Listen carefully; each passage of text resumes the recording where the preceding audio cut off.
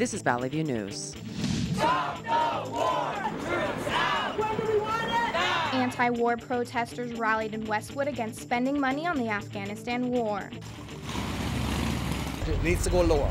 I'm glad to see it down. The cost of a fill-up in Los Angeles is dropping after a summer of high prices. An off-season league brings some NBA players to a Long Beach court during the lockout. Hello and welcome to this edition of Valley View News. I'm Justine Burrows. And I'm Maddie Pamilia. Several hundred protesters in at least 7 U.S. cities were arrested last weekend as a part of the Occupy Wall Street movement. The arrest came after thousands failed to follow police orders to leave public areas. Protesters rallied against what they saw as corporate greed. Chicago protesters say the main reason for the movement is to represent 99% of the population that doesn't have a voice. The corner of Wilshire and Veteran in Los Angeles was filled with war protesters at the 10th anniversary of the Afghanistan war. Valley View's Courtney Clavon was in the heart of the action to find out what protesters want. Protesters met in front of the federal building in Westwood to fight against the wars overseas. The protesters held up signs showing why they feel it is necessary to end the war immediately. Troops out! When do we want it? Now! They then chanted they wanted the billions of dollars spent on the war to go towards education and jobs in the U.S. Money for jobs and education! CSUN Communication Studies Chair Bernardo Atias. We've now killed Osama bin Laden. Al-Qaeda is in tatters. I mean, it certainly still exists, but it's in tatters as any kind of fighting force. And the Taliban, the same thing, but nevertheless, we're still there. And it doesn't seem like we have a realistic plan for getting out. Now, President Obama said that if he is reelected, he will try to get troops out of Afghanistan in 2014. But when it comes to protests, CSUN professor Atias says that it is important to get the message out to the media and to the people. Back at the protest, an Answer Coalition member, Peyton Lindsay, says she knows one protest won't stop the war, and this will be one of many more to come. I mean, we're building a movement here. It's not just about one protest. The Vietnam War didn't end after one protest. Civil rights for African Americans were not granted after one march. It's all about raising awareness and bringing more and more people into the streets until we build the kind of movement that can really make change. These wars are designed by the excessive wealthy. Iraq War veteran Kevin Mitchell was in the military for 8 years and says this war needs to end because it's now affecting people in the U.S. There's a better way for us as human beings to spend $700 million a day that's being used on blowing up homes in Iraq and Afghanistan. Protesters also continued to chant against corporations they felt were the only ones to benefit from the Afghanistan war.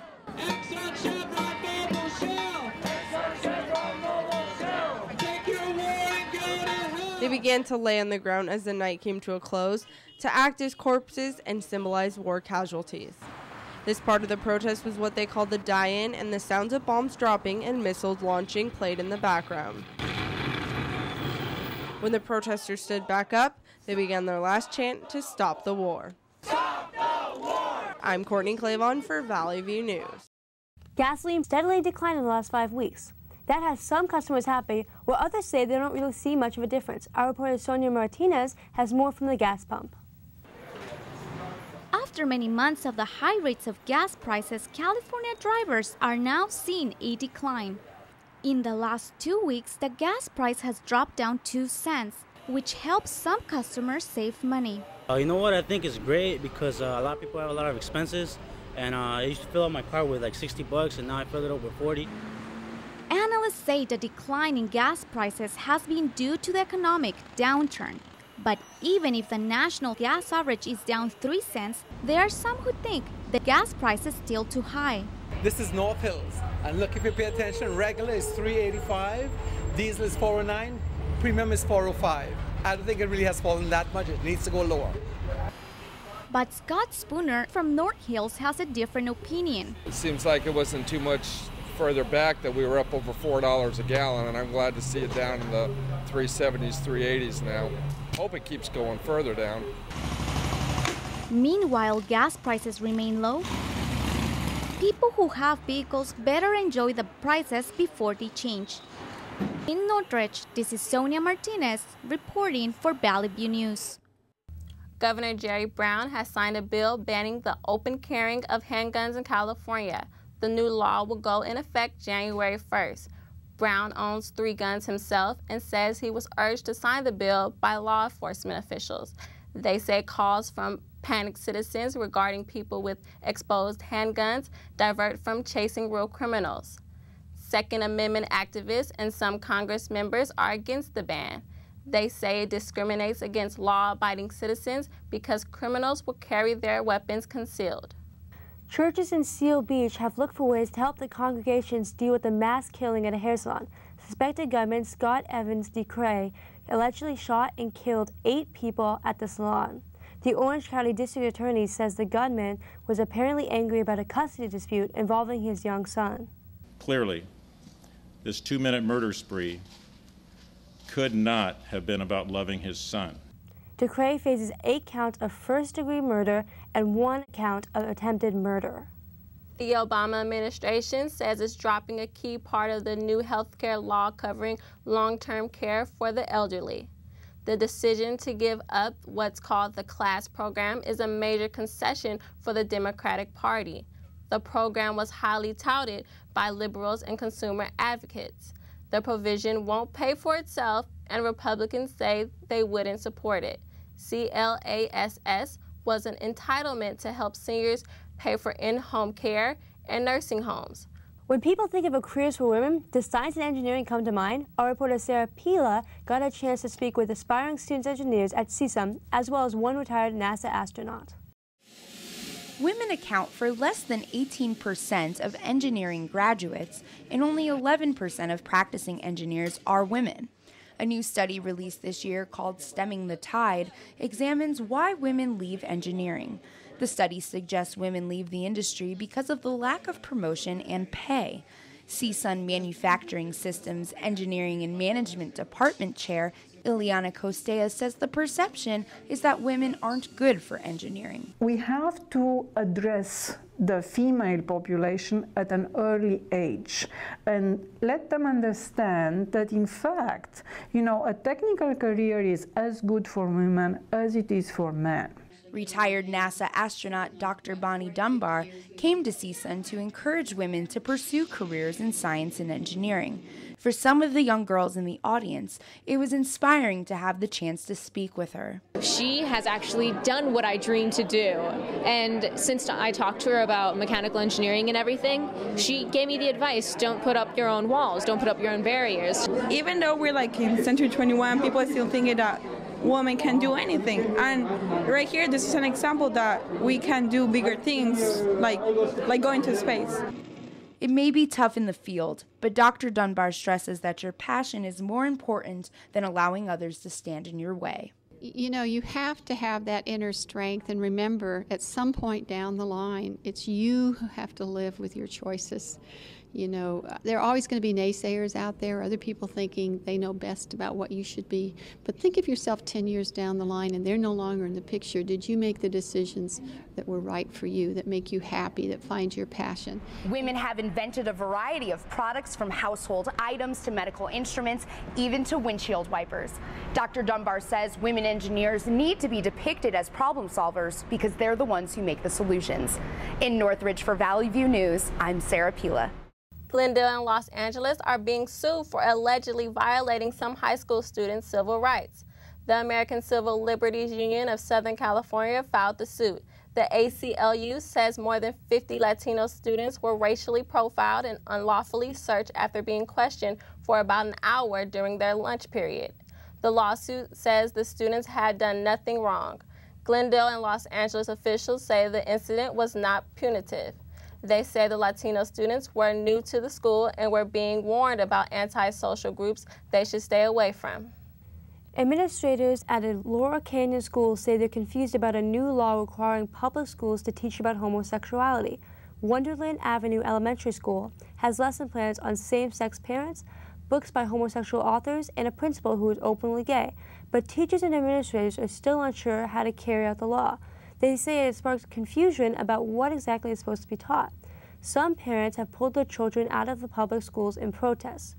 The schools are expected to teach kindergartners through 12th graders starting in January. The LAPD has detonated dangerous gas canisters that were part of a botched experiment that killed one person and hurt 2 others. The canisters were from an industrial plant in Sylmar where gases were improperly mixed and caused a blast in August. Last week, police closed part of the nearby 210 freeway as a precaution as they destroyed the remaining canisters. Sylmar's El Carrizo Park broke ground on an $11 million gym and community center. The facility will include an indoor basketball court, a classroom, a computer lab, and a courtyard overlooking the tennis court. A GAIN interventionist says these improvements will keep young people out of trouble. The environmentally friendly facility will open in the beginning of 2013. President Obama says he has a new plan to get his job bill passed by Congress.